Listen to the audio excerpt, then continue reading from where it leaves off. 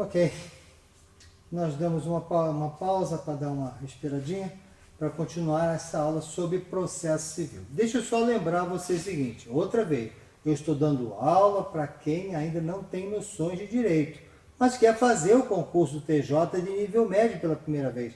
Maior estímulo, não adianta eu falar aqui em termos muito técnicos, porque não vai ser nem um pouco produtivo.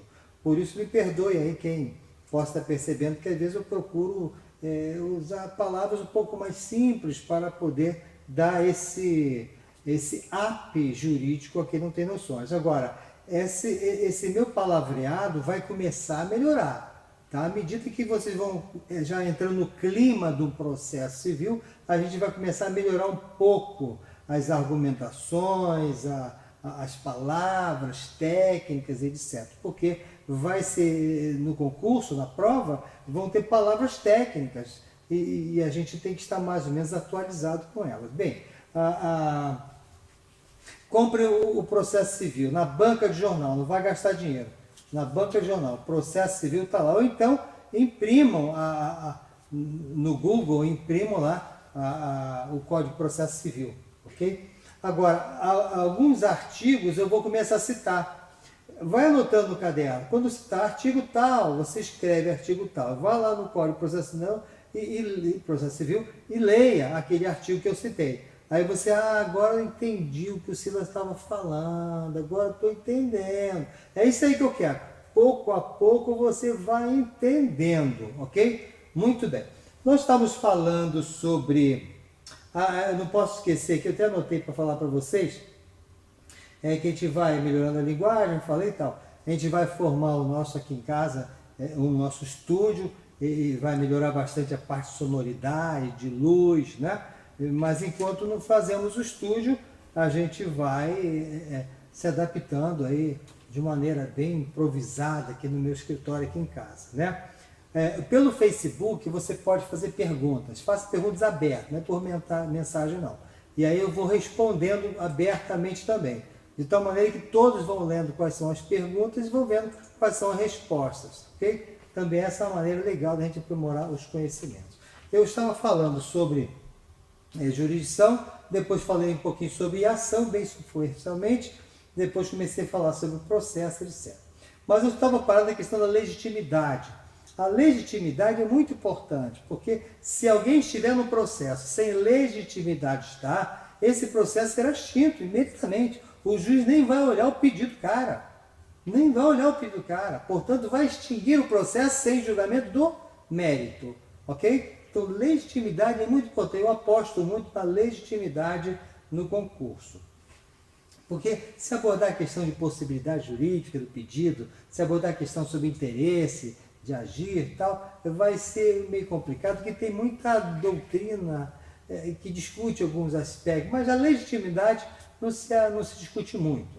A legitimidade ela pode ser legitimidade ordinária, que é eu, no meu próprio nome, pedindo direitos para mim. Então isso é uma legitimidade ordinária. O que se espera, na verdade, é que alguém que vá se dirigir ao juiz, ele tenha legitimidade de pedir. Eu vim aqui pedir para que fulano pague o aluguel, mas é claro, eu sou o inquilino, eu sou o proprietário, eu sou o locador. Então, se eu sou o locador, eu tenho legitimidade de pedir que o outro pague o aluguel. Se eu fui assaltado, eu tenho legitimidade de reclamar ao juiz que o outro que me assaltou seja condenado. Então, legítimo,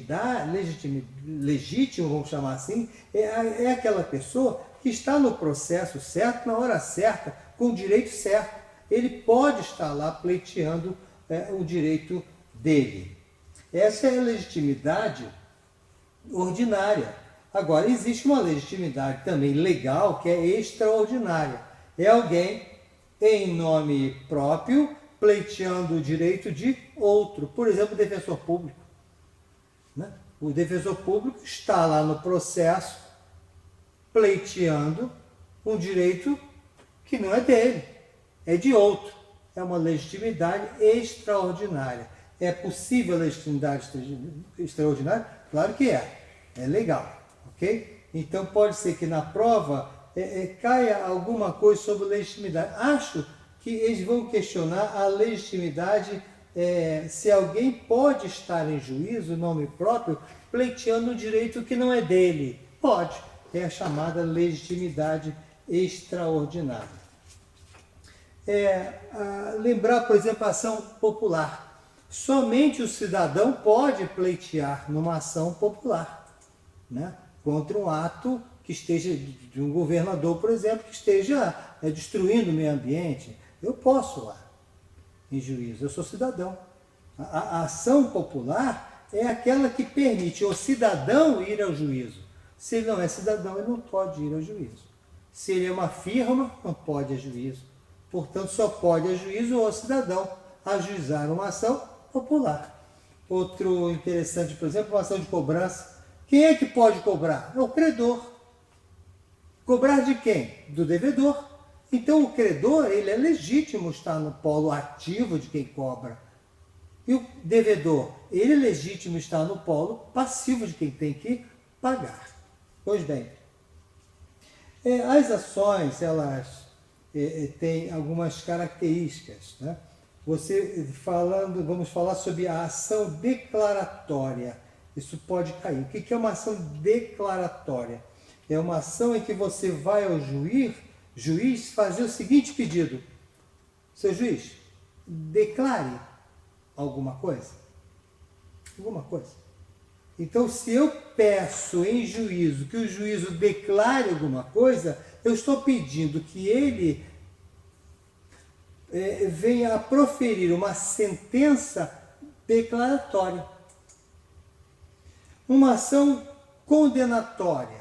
O que seria isso? Seria uma ação minha, quando eu vou a juízo, pedir ao juiz que condene determinada pessoa. Ora, esta pessoa tem que ser condenada. Então eu quero que uma sentença do juiz condene esta pessoa. É uma ação condenatória. Quando a sentença tem natureza condenatória. Por exemplo, uma ação de mandado de segurança. A ação de mandado de segurança, que é uma ação constitucional, vamos falar sobre ela também já um pouquinho mais no futuro. Na verdade, o que ele quer é uma ação que tenha uma sentença mandamental. Ou seja, seu juiz, eu tenho meu direito. E garanto ao senhor que é um direito certo, é um direito líquido, inquestionável, provado facilmente com simples papeizinhos. Eu quero que o senhor me dê uma sentença mandando o fulano respeitar o meu direito, que é líquido e certo. O mandado de segurança, portanto, é uma ação que pede uma sentença mandamental, mas pede o quê? Que ele me garanta o meu direito líquido e certo, não questionável. Se o direito não vai ter que ser discutido, trazido provas, tem que trazer testemunhas, aquela ação grandona, que tudo não é provado imediatamente, não pode ser por ação de mandado de segurança. O mandado de segurança, ele garante o teu direito que é líquido e certo, facilmente provado. Vamos falar sobre isso um pouquinho mais à frente.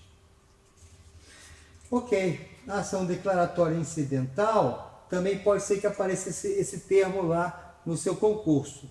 Ação incidental, ou uma questão incidental. Por exemplo, se alguém pede alimentos para mim, porque diz que o Manelzinho é meu filho. Bem, eu posso dizer, não pago. Ou eu posso dizer, pago, reconheço que ele é meu filho. Mas eu posso dizer também, peraí, seu juiz, como assim? O Manelzinho é meu filho? Eu não sou pai desse cara. O que o juiz vai ter que fazer? Não, peraí, então vamos parar a estação de cobrança de alimentos até ser decidido se o Silas é ou não o pai dessa criança. Porque se o Silas não é o pai dessa criança, não tem sentido nenhum uma ação de alimentos contra mim. Como é que eu vou pagar se o cara não é meu filho? Então, o que é uma ação declaratória incidental? É uma ação que surge no meio do processo e diz, olha, para o processo, porque tem que decidir essa questão primeiro. Se não decidir essa questão, o juiz não pode decidir a ação principal. Então, a ação declaratória surge no transcurso do processo. Pode ser antes também, mas, em regra, a ação incidental é aquele incidentalmente acontece no meio de um processo. Está sendo discutido uma determinada questão e surge no meio uma questão também, que se não for decidida, a outra não vai ser também possível ser resolvida. E é bom lembrar desse detalhe, dessa ação, quer dizer, da ação de alimentos. Alguém que cobra a ação de alimentos de fulano, e o fulano, peraí, juiz, eu não sou o pai. Então, para o processo principal, resolve essa questão incidental, depois de decidida a questão incidental, aí sim o juiz pode dar continuidade à ação de alimentos. Ok? Isso é uma ação declaratória. Muito bem. Vamos falar também, duas palavrinhas também importantes, é a questão da intimação. Intimação, quando falar de intimação, é diferente de citação. Cuidado que eles podem usar esse termo citação e podem usar esse termo intimação. Tá? Qual a diferença? Eu estou na minha casa, tomando um cafezinho, chega um oficial de justiça e diga, doutor Silas, está aqui uma citação. Citação? O que está acontecendo? Mas não sabe? Está sendo processado o senhor, meu amigo. E o processado, sim, o senhor está citado. Então, a citação diz para o camarada que ele está sendo processado. E ele tem que tomar conhecimento disso. Ele, então, vai responder. E a intimação? A intimação não. A intimação, o processo já está acontecendo, ele já foi citado, ele já sabe de tudo que está acontecendo, mas tem alguma coisa que o juiz quer comunicar a ele. Então, intime a ele. Intimar, olha, avisa a ele que ele tem que tomar algumas decisões aqui. Então, a citação é um pontapé inicial no processo, onde o réu, aquele demandado, ele toma conhecimento que está sendo processado e aí, então, ele toma decisões de lá responder lá o questionamento. É a citação. E a intimação é aquele simplesmente conhecimento das coisas que estão acontecendo no processo, que tem que tomar providência para o processo continuar o seu curso natural. Então, citação é aquela surpresa da pessoa, estou sendo processado. Né? Ou então, a intimação, que apenas dá conhecimento aos feitos durante o processo. Lembra bem, então, de que a palavra intimação e citação são diferentes, ok? Lembrou bem? Guarda bem aí que isso é importante. Pequenas palavras podem derrubar você na prova. Pois bem, aqui também eu levantei a questão das partes, né? E partes é importante. Aí a gente mais ou menos desenha aqui alguma coisa. Eu não sou muito bom de desenho, não. Mas as partes, já estamos encerrando essa parte já dessa nossa aulinha aqui. As partes é assim. Nós temos de um lado o autor e temos do outro lado o réu. Então, quando eu falo em partes, eu estou falando de uma pessoa, seja ela física ou jurídica, também vamos falar no futuro sobre pessoa jurídica, que está num processo litigando contra uma outra pessoa.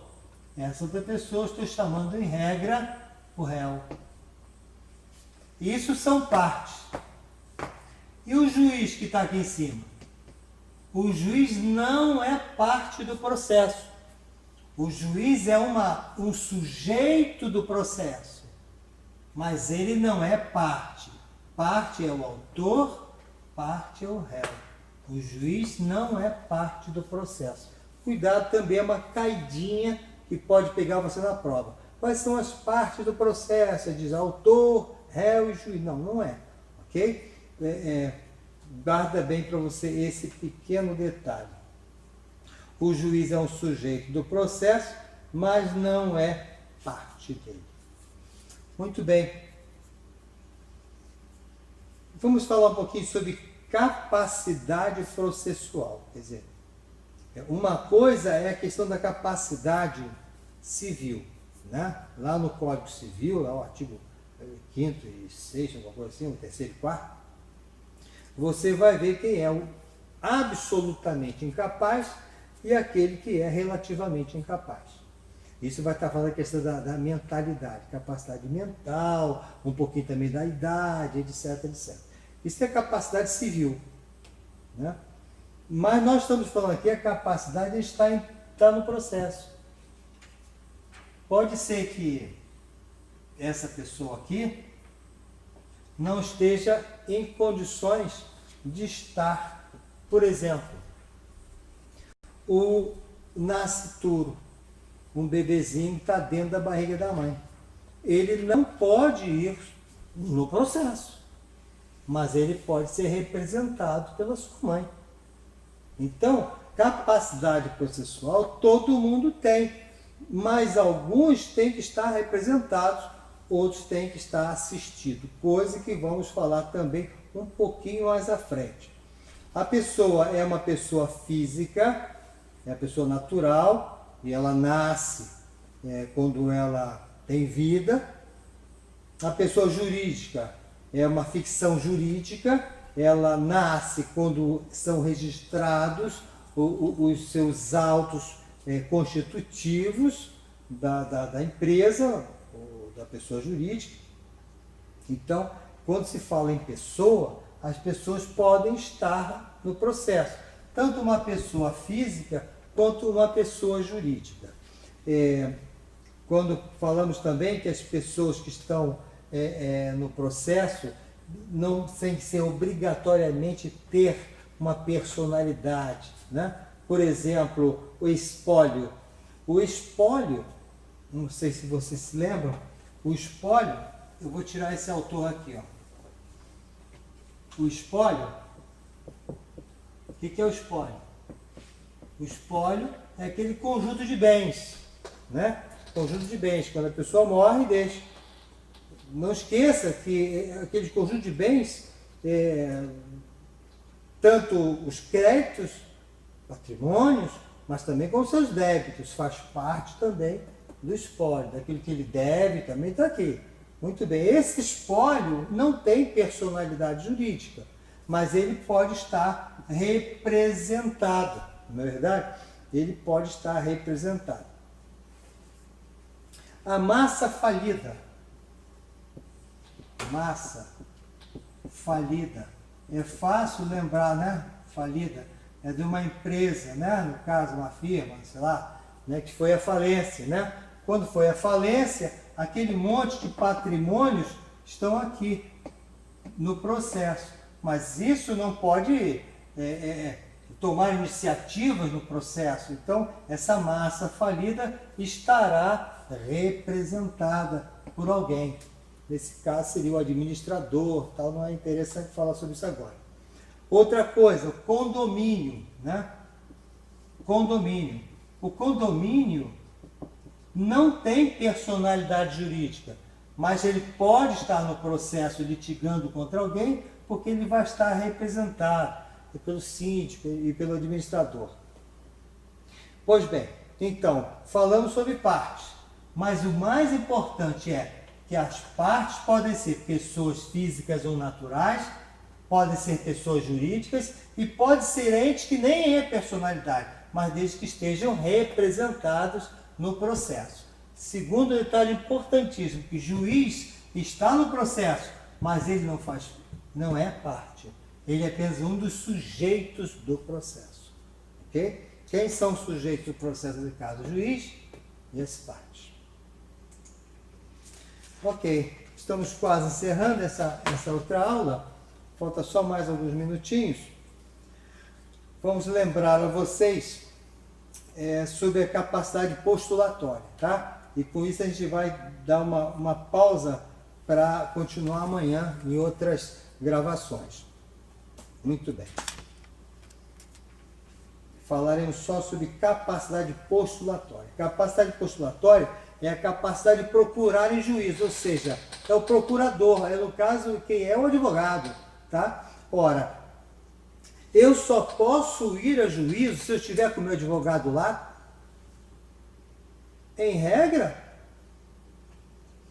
posso.